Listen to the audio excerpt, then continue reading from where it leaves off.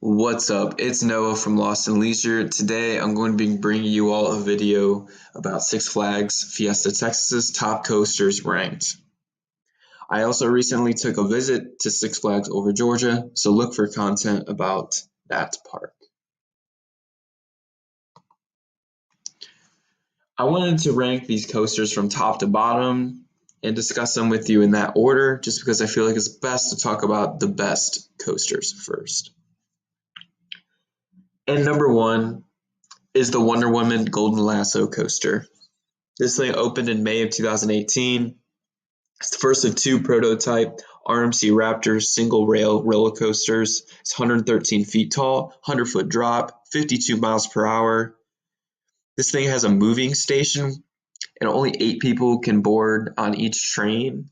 And this is probably less due to social distancing. What they do is they will seat an entire party together on the coaster. There's only one person that can seat per row, which is a really cool thing about these single rail coasters. But the bad part is only 8 people can board per train. And what they do for social distancing is put 3 empty seats in between parties. The moving station allows for quicker operations, but it is a really low capacity ride. So the line does take a little while if it builds up. I would suggest riding this thing in the back row. You get a ton of airtime, a ton of different elements from that back row, especially over that first drop. You get whipped down that hill. I'm telling you, you're getting thrown against the shoulder harnesses. It is an intense ride. It's a short ride, but it's well worth it. My favorite coaster at Six Flags Fiesta Texas. The number 2 ride at Six Flags Fiesta Texas is Iron Rattler, which opened in May of 2013 and is the RMC hybrid coaster with the wood base and steel track. It's 179 feet tall with a 171-foot drop. Its top speed is 70 miles per hour, and its angle of descent is 81 degrees. This is one of the OG RMCs that are out there, and I could definitely tell it's definitely aging a little bit. I thought that I'm someone that has ridden 3 RMCs now, and this one was definitely the roughest of the 3 that I've ridden. I've ridden Steel Vengeance, Iron Rattler, and Twisted Cyclone. This thing was rough, and the only other RMC I'd ridden going into this ride at Iron Rattler was Steel Vengeance. So it's the only thing I had to compare it to. And Steel Vengeance is smooth as glass compared to this thing. I loved Iron Rattler. It's just I had to know how to position myself in the seats because the shin guards, or whatever you want to call them, from the lap bar, my shins were rattling. They were rattling against the shin bar, and it was not comfortable at some points in the ride. But I don't want that to be the lasting impression you have of this ride. It's a great ride. It's a phenomenal ride. I got to ride it about 5 times. This thing is wild. It's wild. It's fast. Awesome ride. And Six Flags Fiesta Texas really has a great 1-2 punch with Wonder Woman and Iron Rattler. It's a great 1-2 punch.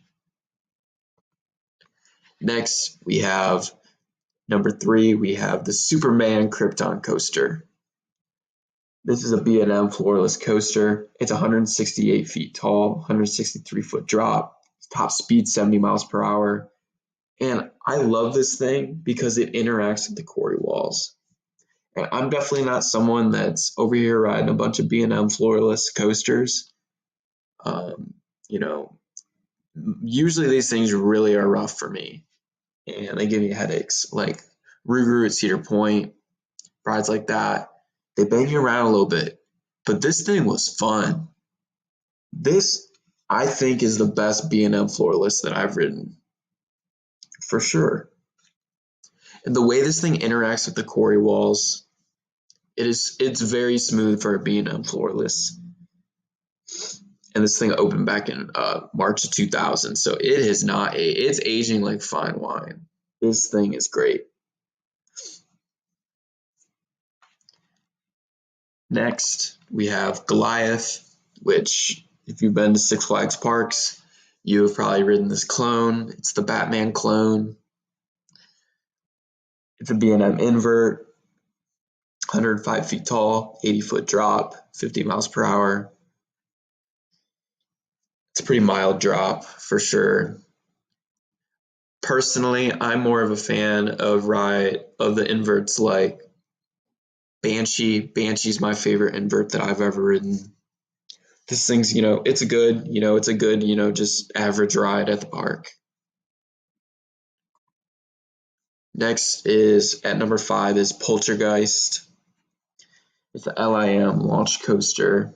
It opened back in May of 1999. I've ridden an exact clone of this before I went to Six Flags Fiesta Texas, as the Flight of Fears have this exact layout. They're just inside coasters, so it was kind of cool to get to ride an outdoor version of the ride. The launch is cool, but it's just your middle of the road ride. Next, at number 6, we had Roadrunner Express. I feel like I'm pretty high on this ride.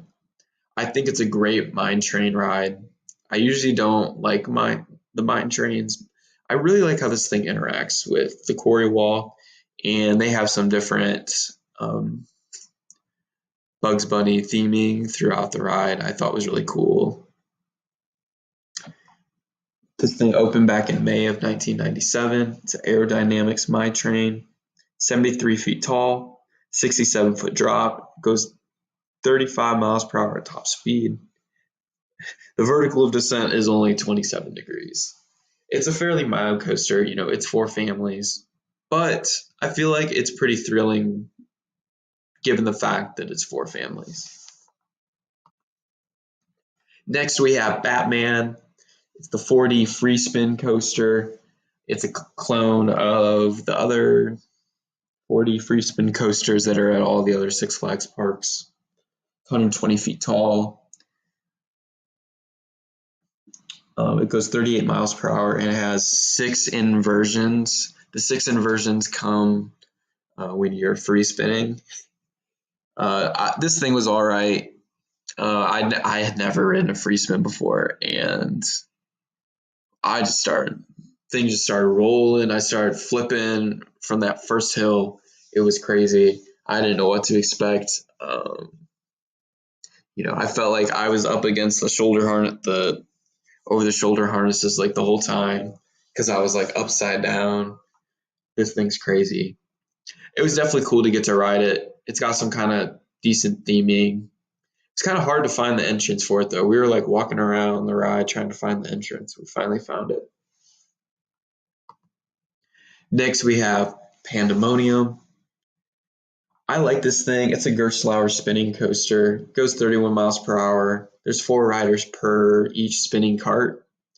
I personally prefer these things over rides like Wild Mouses. This is in the boardwalk portion of the park. It fits the area so well. Definitely go to the boardwalk portion of the park. It is a fun area with the Ferris wheel and go-karts and the Ring of Fire. Next, we have Boomerang. Not the most unique ride or unique name for this ride.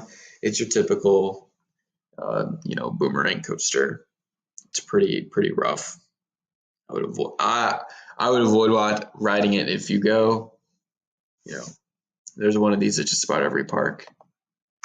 And then number 10, just to get us up to double digits, we're going to give to the Speedway Coaster. It's a kiddie coaster. It actually used to be called a kiddie coaster, but they recently renamed it the Speedway Coaster. Great to take your little ones on.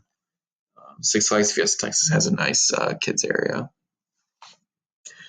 But thank you for checking out this video. Look for more content on the way. I just started this channel. I'm trying to upload 3 times a week. So check back, subscribe, hit the bell. You'll know when I post. Thanks for watching.